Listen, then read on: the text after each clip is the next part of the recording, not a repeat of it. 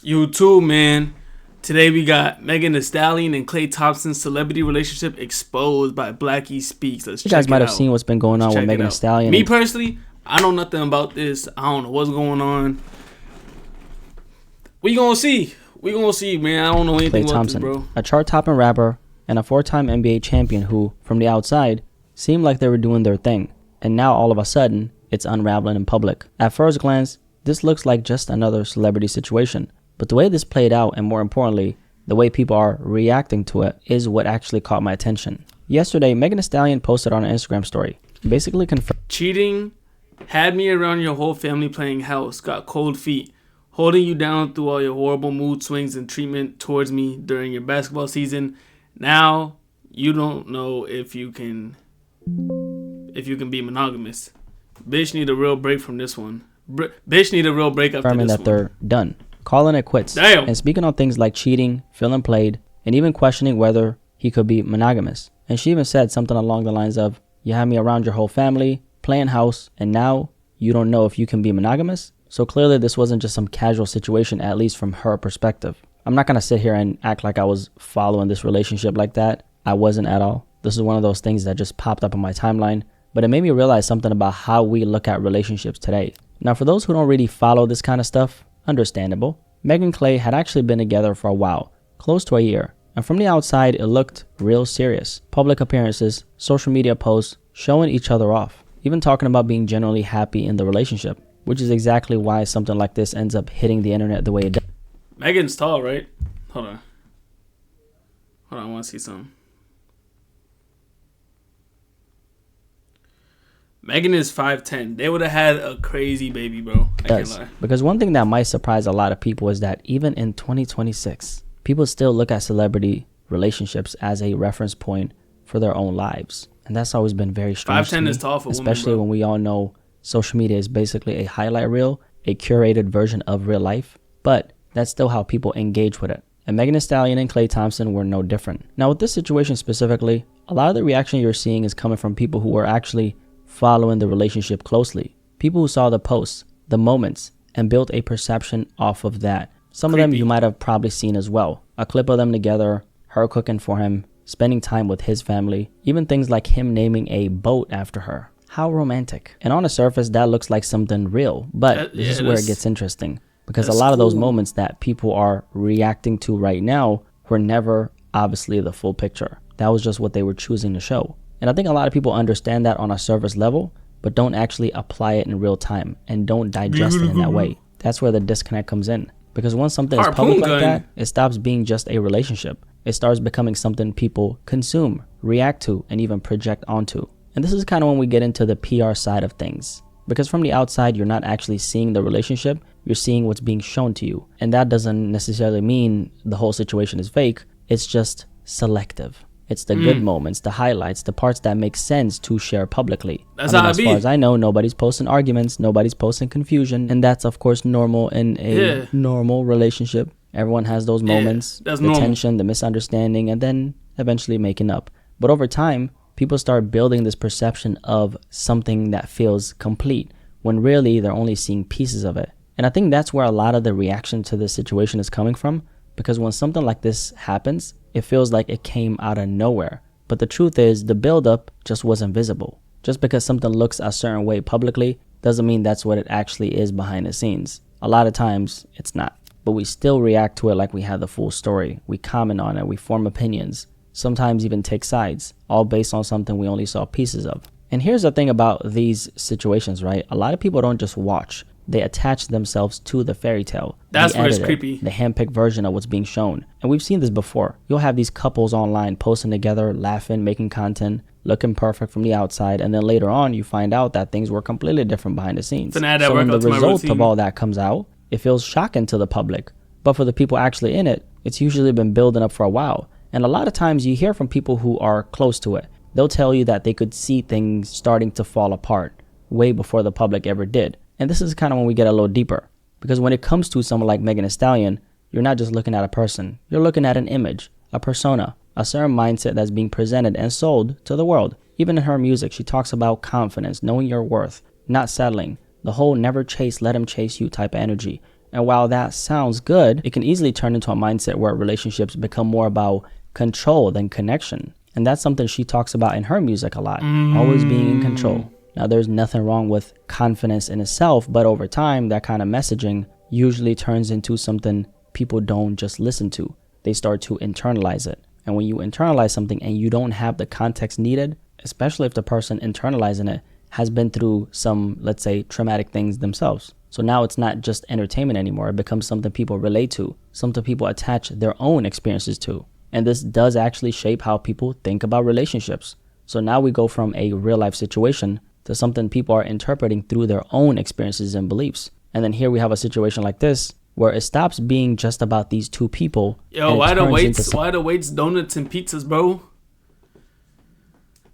That could get somebody messed up in the gym. Bigger in the minds of everyone who's watching.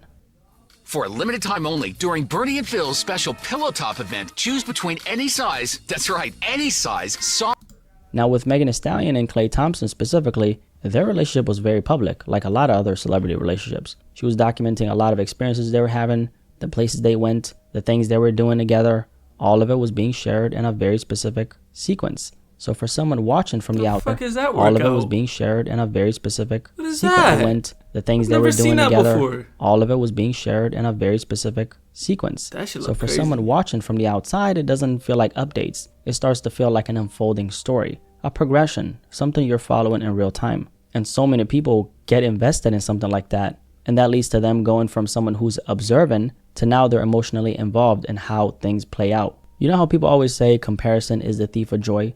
Well, what happens when you're constantly watching something like this is you start measuring your own life against it. Now you're not just watching anymore. You're subconsciously trying to mirror what you're seeing, the way you think a relationship should look, the way you think it should feel, even how you think people should act in it. And that's where things start to get distorted, because now you're not building something based on what's really going on between you and this other person. You're building it based on an edited version of someone else's life. And that's kind of weird. And this is where it starts to affect people in a real way, because a lot of people, without even realizing, end up competing with the version of a relationship their partner has in their head. Now what's actually happening between them, but expectations shaped by what they've seen online. And instead of two people just figuring things out together, you've got outside influences quietly setting the standard. I guess for some people that might look like thinking a relationship always has to feel exciting, always feel perfect, always be validated publicly. For others, it might show up as unrealistic expectations about attention, control, or how someone should act. And when real life doesn't match that, it creates this feeling like... You know what I be thinking about when I be seeing his new videos now? Like, I used to watch him a while ago, like before he started showing his face. And I used to think like what it was like for people that would interview him or whatever, to be on podcasts with him or whatever, and to blur his face out but to know what he looks like.